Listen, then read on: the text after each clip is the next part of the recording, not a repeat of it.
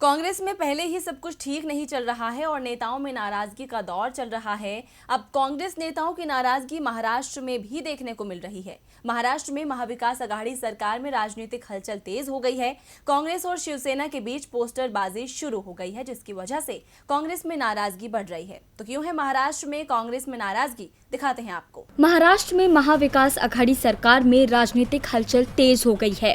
महाविकास आघाड़ी की सरकार में सब कुछ ठीक नहीं चल रहा है।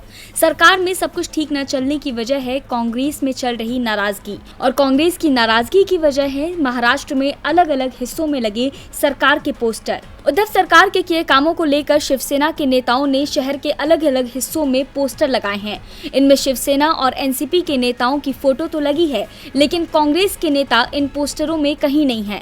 ऐसे में कांग्रेस के कार्यकर्ताओं में सरकार के प्रति खासी नाराजगी है। अब नाराजगी के चलते कांग्रेस कार्यकर्ताओं ने शिवसेना को इसी भाषा में, यानी कि पोस्टर की ही भाषा में जवाब देने का फैसला किया है। कांग्रेस ने शिवसेना को जवाब देने के लिए इस पोस्टर के नीचे एक पोस्टर और लगा दिया है, जिसमें सरकार पर तंज भी कसा गया है। पोस्टर में लिखा गया है कि महाराष्ट्र में गांधी परिवार की वजह से ही उद्धव ठाकरे की सरकार आई है। साथ ही कांग्रेस नेताओं ने ये सवाल उठाए हैं कि जब सरकार 3 पार्टियों से मिलकर बनी है, तो फिर पोस्टर में नाम सिर्फ 2 पार्टियों के नेताओं का ही क्यों है।